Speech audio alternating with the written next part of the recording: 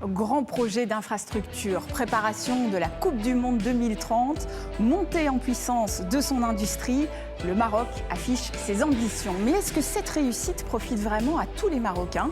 Mon invité est à la fois entrepreneur, investisseur et désormais président de la principale organisation patronale du pays. Bonjour Mehdi Tazi. Bonjour. Bienvenue à vous tous dans Parlons Éco.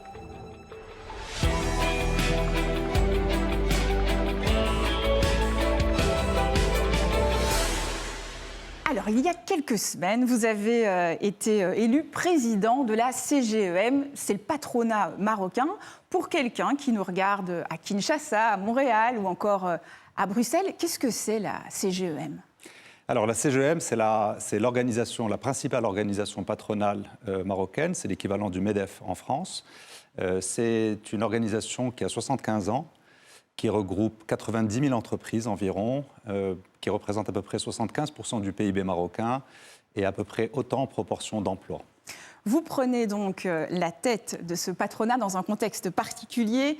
Il y a l'organisation de la Coupe du Monde 2030, il y a des grands projets en cours dans la construction d'infrastructures.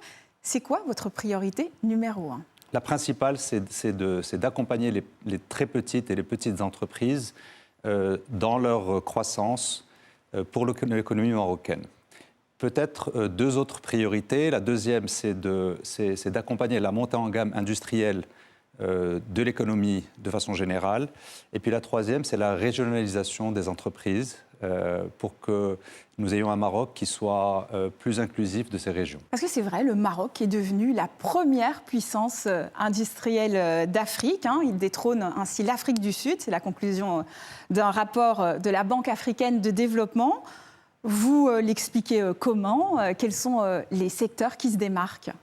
Alors ça, c'est la conséquence d'une vision portée par Sa Majesté le Roi depuis 26 ans maintenant et qui a d'abord construit des infrastructures très solides.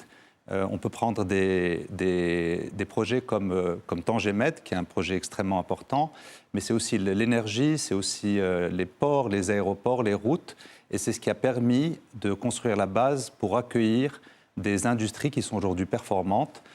Si on prend le secteur de l'automobile, le Maroc produit aujourd'hui à peu près 1 million de véhicules. C'est le principal producteur de véhicules en Afrique. L'aéronautique aussi, on voyait des images d'avions. Absolument. Il y a beaucoup de pièces d'avions qui viennent du Maroc. Tout à fait. Alors sur le secteur de l'aéronautique, nous avons à peu près 150 entreprises qui sont installées. Et on se plaît à dire que tout avion qui vole aujourd'hui dans le monde contient au moins une pièce produite au Maroc. On voit donc bien cette montée en puissance en matière industrielle du Maroc. En revanche, l'emploi ne suit pas. Il y a d'ailleurs un rapport de la Banque mondiale sur le sujet. Le taux d'activité est au plus bas depuis 1999. Et il y a plus de 38% des jeunes de 15 à 24 ans qui sont sans emploi. Qu'est-ce qu'il faut faire pour que cela change ? Alors, l'emploi, et en particulier l'emploi des jeunes, est notre priorité.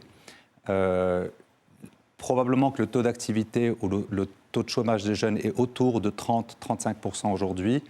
Ce que nous devons faire, c'est justement ces deux projets dont je parlais. C'est la montée en gamme industrielle. Donc nous devons avoir des entreprises qui sont plus innovantes, qui sont plus dans la création de valeur ajoutée locale, qui sont plus dans la création d'emplois et dans l'investissement. Et le deuxième pilier, la deuxième jambe de ce projet-là ou de cette priorité, c'est la formation, et en particulier la formation professionnelle. Oui, là, vous dites que ça ne marche pas pour l'instant, la formation professionnelle au Maroc. Pas suffisamment. On a un dispositif qui est en place, et je pense que le plus dur a été fait, c'est-à-dire qu'on a un mécanisme de financement de la formation professionnelle, et puis on a des instituts de formation professionnelle. Maintenant, on veut passer à l'étape suivante, c'est-à-dire former plus, et pour des emplois qui sont plus en ligne avec les besoins du marché et des entreprises. La Coupe du Monde 2030 sera organisée au Maroc. Qu'est-ce que vous attendez en termes de retombées économiques ? D'abord, la Coupe du Monde, c'est un cheminement. Et c'est une formidable vitrine. C'est une formidable vitrine, c'est un cheminement, et je pense que 2030 n'est pas une finalité, mais c'est sur le chemin de croissance et de progression du Maroc. Ce que les Marocains en attendent, c'est d'accélérer tous les projets, notamment les projets d'infrastructure, les projets liés à la santé, les projets liés à la mobilité, les projets liés à l'hospitalité ou à l'hôtellerie de façon générale. Et donc 2030, où la Coupe du Monde pose une forme de deadline, si je peux me permettre, pour que ces projets avancent plus vite, pour le bien des Marocains. ASK Capital, donc votre entreprise, c'est aujourd'hui 5 entreprises plutôt, plus de 500 collaborateurs, dans l'assurance notamment, l'immobilier, les technologies. Quel est un peu le fil rouge entre tous ces métiers ? L'entreprise est beaucoup axée sur l'assurance et sur notre continent dans lequel nous sommes largement déployés aujourd'hui. Oui, votre entreprise phare, si je peux le dire comme ça, c'est Coveredge. Vous êtes quand même présent dans 40 pays dans le domaine de l'assurance et en particulier de la micro-assurance. C'est quoi la micro-assurance ? C'est l'idée de vendre une assurance à quelqu'un qui ne gagne pas beaucoup d'argent ? La micro-assurance, ce sont des produits d'assurance à petite prime, mais aussi à indemnisation rapide. Et donc, ce que l'entreprise a fait, c'est largement investir dans les technologies et dans l'IA ou dans les technologies un peu plus récentes pour accélérer les mécanismes d'indemnisation. Et donc, aujourd'hui, l'entreprise est capable d'indemniser à peu près dans tous les pays africains et à peu près instantanément.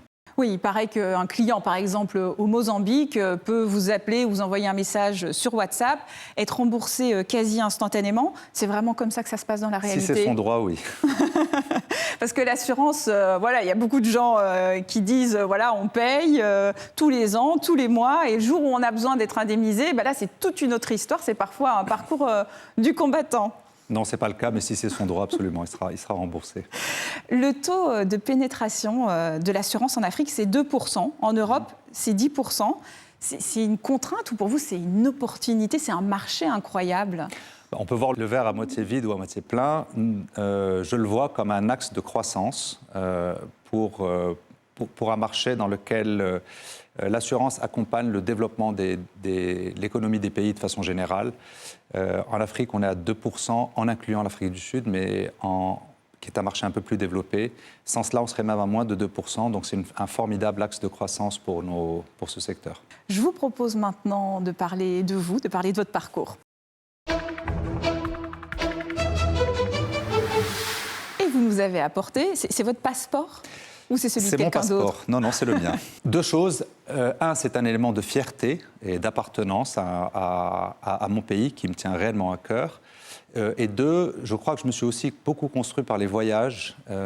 J'ai dû visiter plus de 60 pays. Et je pense que c'est à travers cela que j'ai probablement pu m'ouvrir davantage, comprendre un peu plus les autres. Et vous le disiez aujourd'hui, mes affaires sont principalement en Afrique. J'ai dû visiter un peu plus de la moitié de ces pays-là, et c'est la raison pour laquelle j'ai pensé que cet objet me représentait plutôt bien. Vous êtes aussi un grand sportif, en plus d'être un grand voyageur. Marathon, triathlon, 1 heure minimum, 5 à 6 fois par semaine, c'est vrai ça ? Ça, c'était avant, mais oui, encore un petit peu. Quand vous faites quelque chose, vous ne le faites pas à moitié, vous ? Non. Vous étiez quel genre d'enfant ? Celui qui voulait déjà diriger, celui qui suivait plutôt les autres ou qui était rêveur Celui qui observait. Celui qui observait plus. Et je crois que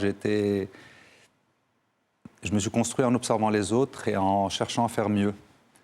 Je n'étais pas nécessairement le meilleur partout, mais en tout cas, je me suis beaucoup construit en cherchant à le devenir, en cherchant à l'être. Donc je pense que je me suis beaucoup construit sur la résilience. Diplôme d'ingénieur en poche, vous fondez une entreprise, Outsourcia, avec un ami. C'est aujourd'hui un leader dans les centres d'appel, les centres de relations clients. Oui. Mais vous avez quitté l'aventure assez tôt pour aller faire un MBA. Pourquoi ce choix ? Parce que j'avais le sentiment que mon parcours académique n'était pas fini.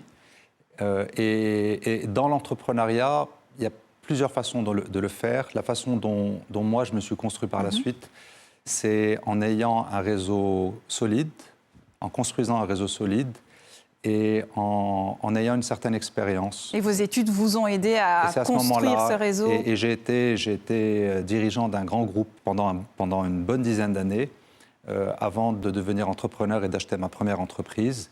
Et le chemin que j'ai choisi pour l'entrepreneuriat était plutôt celui-là. Vous allez croiser la route de Moulay Hafid El Alami. C'est un des hommes d'affaires les plus puissants au Maroc. Vous travaillez 2 mois avec lui sur un business plan et ça donne 12 ans ensemble. Racontez-nous cette rencontre. J'ai énormément appris à ses côtés. Je pense que si on doit retenir 1 ou 2 leçons, en tout cas moi j'en retiens 1 ou 2, c'est la capacité à ne pas avoir de plafond de verre et et à tout le temps penser que possible. l'impossible est faisable. Et peut-être la deuxième leçon, c'est qu'il est là où on ne l'attend jamais.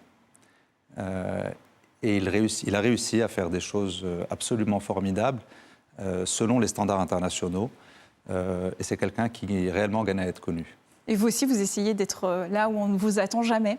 Chacun son style, mais, c'est quoi votre style à vous? J'ai tiré beaucoup d'enseignements de la façon dont M. El Alami fonctionne.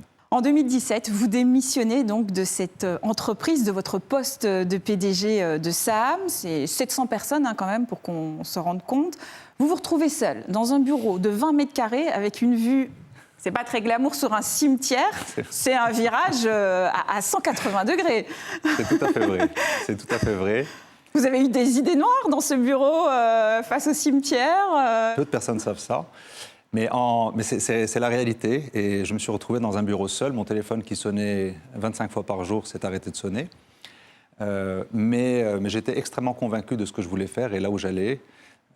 Et je pense qu'à un moment aussi, la notion d'ego d'un dirigeant, j'avais dépassé cette notion. Je n'avais plus besoin.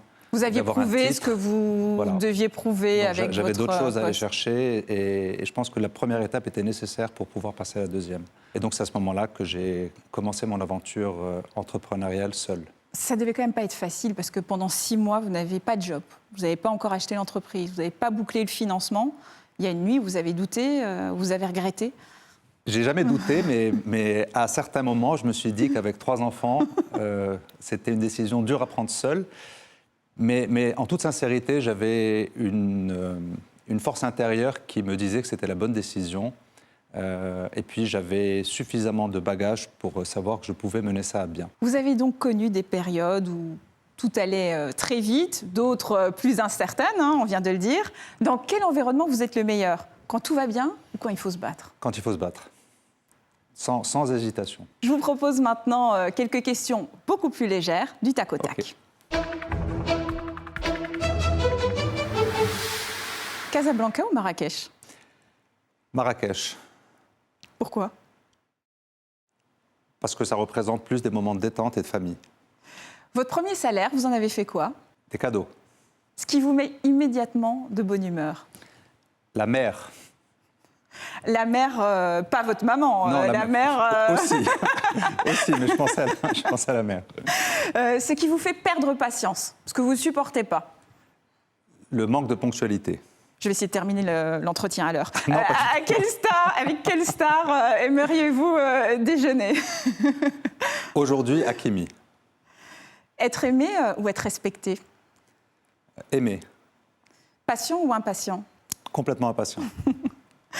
Votre joueur de football préféré, je devais vous la poser, mais vous avez déjà répondu. Votre mot préféré en français et peut-être celui qui résume le mieux le Maroc?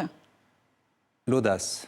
Eh bien, merci à vous, Mehdi Tazi, d'avoir été notre invité. Merci beaucoup, Vicky, c'était un plaisir. Merci à vous tous de nous avoir suivis. Je vous donne évidemment rendez-vous sans faute la semaine prochaine et je vous propose de terminer cet entretien par une petite photo souvenir.